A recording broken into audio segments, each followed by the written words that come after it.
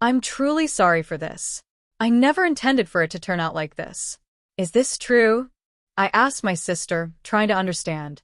This isn't the right time for that, she replied, avoiding my gaze. Saffron, you have to put her first, I said firmly. It was clear I was getting upset. I found myself raising my hand toward both of them in anger, a side of me I had never seen. I had never been so cold-hearted. I never wanted to experience something like this ever again. But because of my foolish husband and my sister, I was left with memories that would haunt me forever. Memories they would never be allowed to forget. They would never see the light of day. That day, I had promised to pick up my niece, Saffron, from preschool. My sister had once again insisted that I take care of her. Can you pick Saffron up again tomorrow? She asked. Why are you always so desperate? I replied, frustrated. You're a stay-at-home mom. You have plenty of time. That's not the point, she snapped. Through the phone, I could hear Saffron coughing in the background. Is Saffron sick? I asked, concerned. No, she's fine. Don't worry about it, my sister responded quickly. She just coughed for a second. Anyway, can you do me this favor? Keep her for a bit longer. How long are we talking? I asked. A week. I'm going abroad, she said, sounding unbothered. A week? Are you serious? I can't do that. Well, I'm leaving Saffron at the preschool. If no one picks her up, she'll just stay there, my sister said, her voice cold. You're unbelievable, I muttered, reluctantly agreeing. I didn't want my niece to suffer because of her careless mother. But not long after, I got a call from the preschool, much earlier than I was supposed to pick Saffron up. They had tried calling my sister countless times with no answer. As her emergency contact, they reached out to me. They told me that Saffron, who had been running a slight fever, had lost consciousness and was rushed to the hospital in an ambulance. I dropped everything and raced to the hospital, but by the time I got there, it was too late. I had been married for 6 years, and despite trying to start a family, we hadn't had any children. My sister, on the other hand, had a baby 2 years ago, but she and her husband divorced soon after. Since then, she had constantly pushed Saffron onto me, insisting that it would be good practice for when I had my own child one day. I had mixed feelings about it. On one hand, I was annoyed at being treated like a babysitter. But on the other hand, I adored my niece. Saffron was sweet and innocent, and I couldn't bring myself to say no to her. I even told my husband that I'd take care of Saffron again the following day. Can you help me out tomorrow? I asked my husband. I'll be looking after Saffron again. I wish I could, he replied. But I've got an urgent work situation to handle. I have to leave early tomorrow for a business trip. Really? Are you sure you can't postpone it? I've known the client for a long time. It won't affect the deal, but I'm responsible for sales, so I have to be there in person. Okay, I said, feeling the weight of the responsibility on my shoulders. Just be careful. I'll manage on my own. If it gets too much, I'll go to my parents. You'll be fine, he said with a reassuring smile. Thanks. I'll call you when I land. At the time, I thought I was just unlucky. My niece was always so attached to my husband. When I had looked after her before, she would cry through the night, and I struggled to calm her down. But my husband, he had a way with her. He would scoop her up in his arms and soothe her instantly. I trusted that if something went wrong, he would be there for her. But work comes first, I reminded myself. I had prepared myself for the exhaustion of taking care of her alone. I wasn't expecting anything out of the ordinary. The next day, everything changed. I received the call from the preschool and rushed to the hospital. When I arrived, my heart sank. Saffron's small body was hooked up to tubes, lying unconscious on the hospital bed. I felt helpless. The preschool staff was just as shaken. They looked at me with a mix of sympathy and guilt. The director approached me, her expression grim. You're Saffron's aunt, right? Her mother's sisters? Yes, that's right, I replied, still in shock. We've been trying to reach your sister, but we haven't been able to get through. We even tried contacting her workplace, the director explained. I felt a wave of frustration and anger. My sister had abandoned her daughter for some trip abroad, leaving me to pick up the pieces. And now, Saffron was lying in a hospital bed, unresponsive, because of her neglect. I couldn't reach her either. No matter how many times I tried to call, she wouldn't answer. I stood there in silence, staring at my niece, feeling the weight of responsibility crush me. How could my sister be so careless? How could this have happened? They said she's on vacation. Where is your sister now? The director asked, her voice filled with concern. She's overseas, I replied, feeling my stomach tighten. The director's eyes widened in disbelief. So that's what happened, she murmured, her voice rising with frustration as she recounted the events of the day. She explained that when my niece arrived at the preschool, her face had been flushed, and during the daily temperature check, the sheet my sister was supposed to fill out at home had been left blank. The preschool has strict policies against admitting a child with a fever, and they immediately took Saffron's temperature. It was 35.8 degrees Celsius, too high, since they don't accept children with a temperature over 35.5 degrees Celsius. The director had insisted my sister take Saffron home, but my sister brushed them off, claiming that Saffron's temperature always ran high, and it wasn't an issue. She ignored their warnings and left Saffron at the preschool. After that, they tried calling her multiple times, but when they couldn't get through, they reached out to my parents. Unfortunately, my parents were at work and unavailable during the day. They had no backup plan, as my sister had only provided our parents as emergency contacts.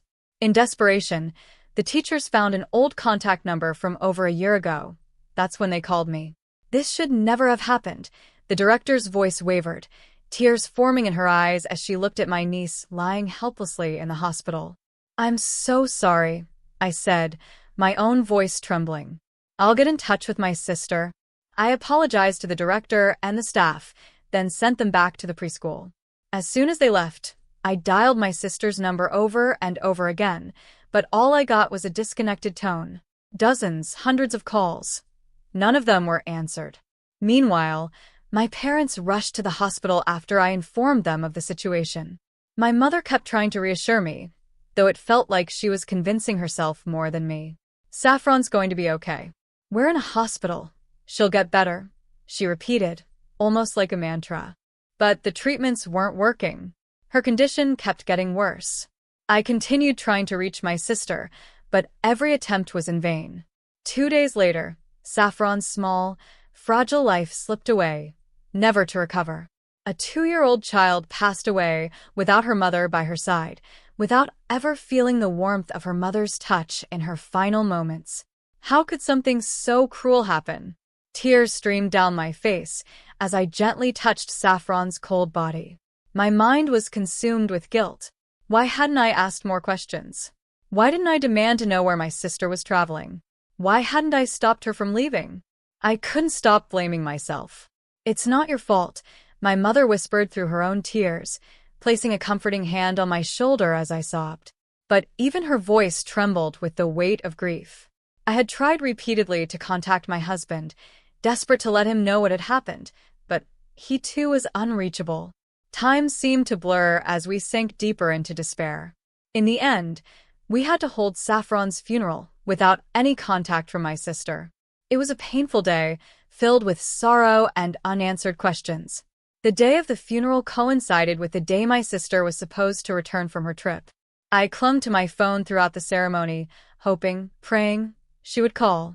And just as the dashiels were chanting, my phone buzzed in my hand. Hello? Thank you for taking care of Saffron. I just landed at the airport. I'm on my way back home. Do you want anything as a souvenirs? I stood there, stunned, her casual tone ringing in my ears. I clenched the phone tightly, my anger bubbling up. My voice shook, barely able to form words. What?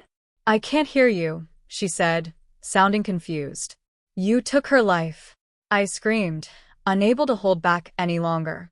The room fell silent as my voice echoed through the hall. Huh? What are you talking about? She asked, still completely unaware. Saffron. She's dead. I yelled, tears choking my voice.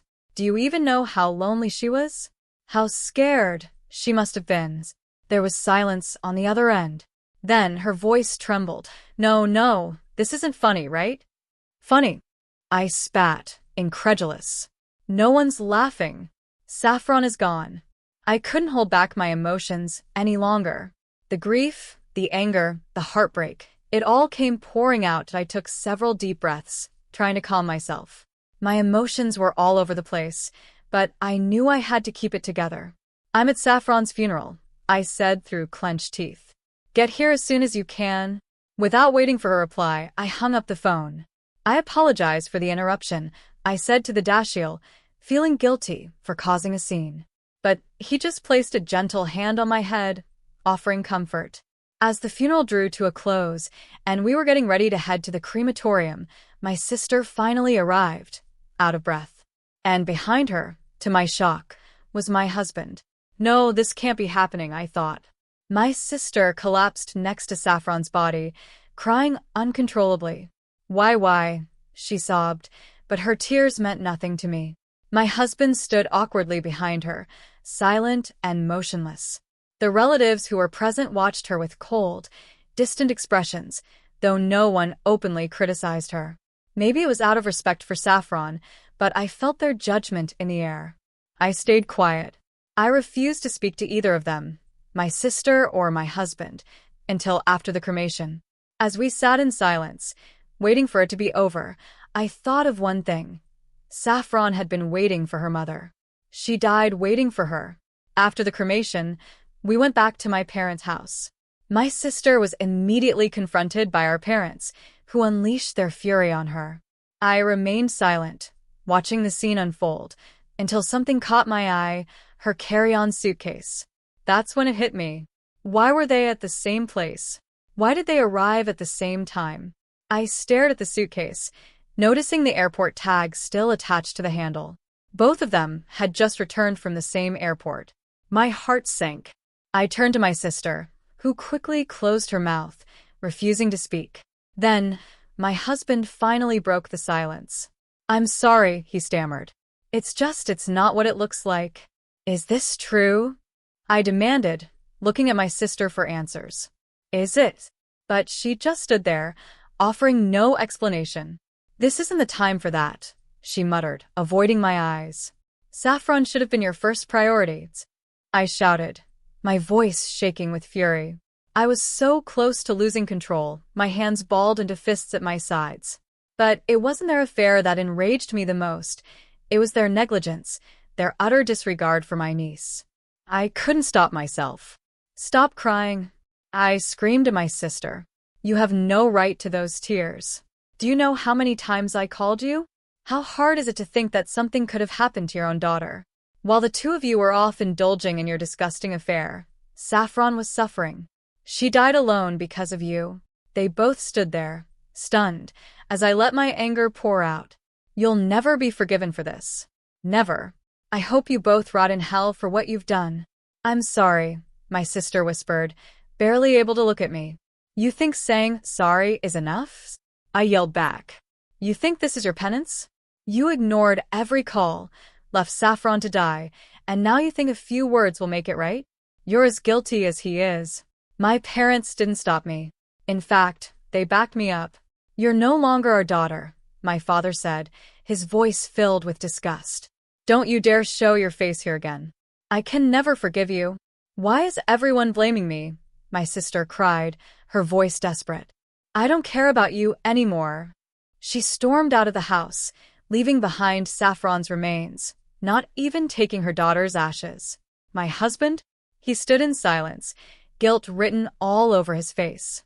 He didn't argue, didn't defend himself. He simply nodded, knowing he had no right to say anything.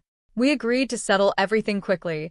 He gave me all the shared assets, and the alimony was paid in full.